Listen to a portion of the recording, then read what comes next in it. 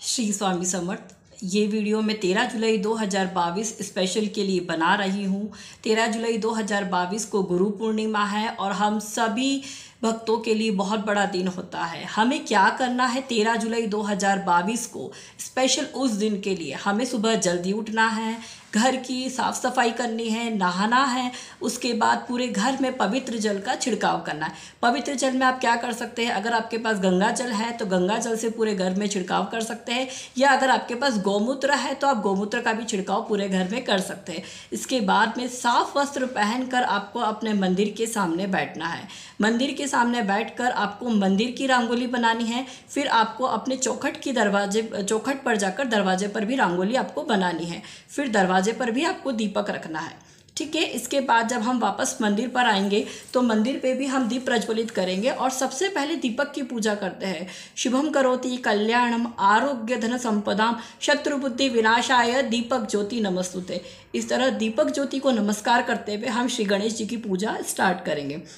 गणेश जी की पूजा करने के लिए हम गणेश जी का अगर आपको अभिषेक करना है तो आप कर सकते हैं, वरना वही उनकी मूर्ति फोटो पर आप हल्दी कुमकुम अक्षत और पुष्प अर्पित करके आप श्री गणेश जी को नमस्कार कर सकते हैं। गणेश जी का अगर मंत्र आता है तो बहुत अच्छी बात है। वक्रतुंड महाकाय सूर्यकोटि समप्रभ निर्विघ्नं कुरु मे देव शुभ कार्येषु सर्वदा। हम गणेश जी का वंदन करने के बाद सबसे ज़रूरी कुल देवी देवता की पूजा करेंगे। बहुत सारे लोगों का मैसेज आता है और सुनने में भी आता है कि हम बहुत पूजा करते हैं, बहुत पंडितों को दिखाया, लेकिन हमारे घर से क्लेश दूर नहीं होता है। तो आपकी शायद चूक यही हो रही है कि आप कुल देवी देवता की पूजा करना भूल जाते हैं या आपका रह जाता है।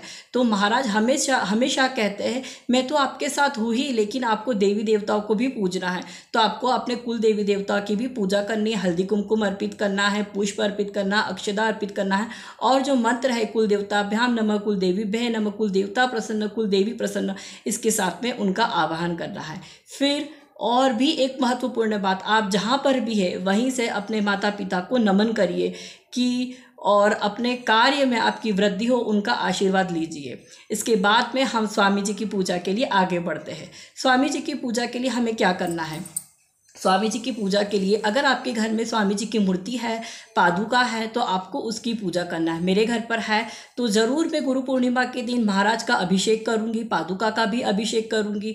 उसके बाद में उनको अच्छी तरीके से स्वच्छ कर मैं उन्हें जगह पर रखूंगी। जगह पर रखने के बाद में उनकी मूर्ति का मैं श्रृंगार करूंगी। जो भी श्रद्धा भक्ति से आप कर सकते हैं, हल्दी कुमकुम अष्टगंध पुष्प और जो होता है अत्तर, ये सब हमें महाराज को उस दिन अर्पित करना है।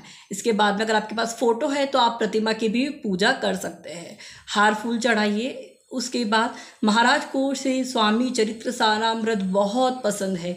अगर आप पढ़ सकते हैं तो ज़रूर पढ़िए। स्वामी चरित्र सारामृत पढ़ने के बाद में आप स्वामी स्तवन ले सकते हैं। स्वामी स्तवन पढ़ने के बाद में आप तारक मंत्र ले सकते हैं 11 बार। श्री स्वामी समर्थ माला का जाप कर सकते हैं। महाराज का नाम भी श्री स्वामी समर्थ है और उनका मंत्र भी श्री स्वामी समर्थ है। इस माला का आप जाप कर सकते हैं।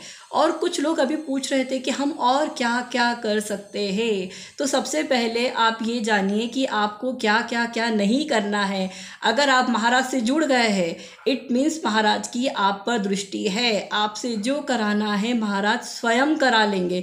आपको किसी के पीछे नहीं भगना है। आपको कुछ गूगल बहुत ज़्यादा करने की ज़रूरत नहीं है।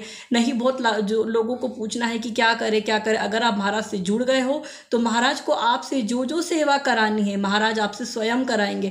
ऐसे लोग खुद आपके संपर्क में आएंगे कि आपको मार्गदर्शन मिलेगा।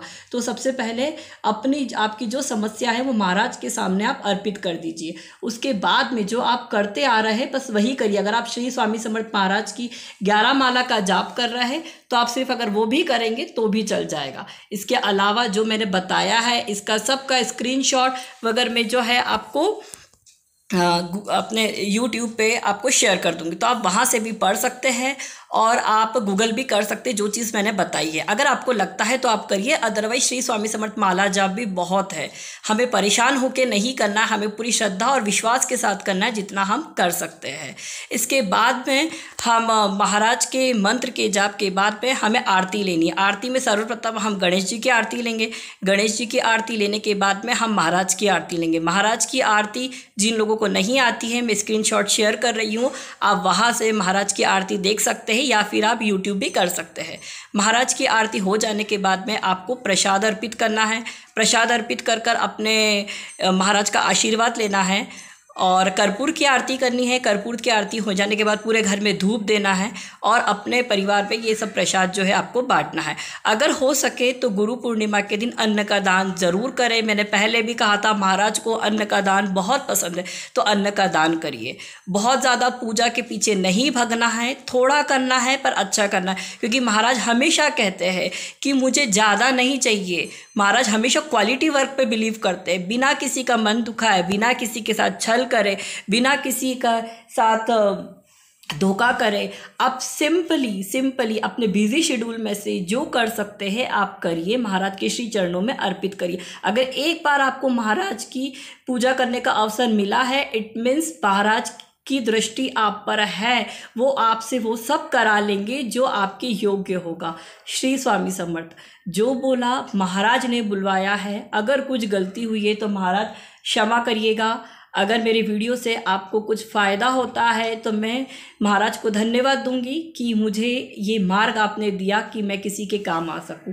श्री स्वामी समर्थ। मुझे महाराज ने बहुत दिया है, मैं चाहती हूँ कि जो नए लोग जुड़े हैं महाराज से, उन्हें भी महाराज का आशीर्वाद प्राप्त हो। श्री स्वामी समर्थ। जय स्वामी समर्थ।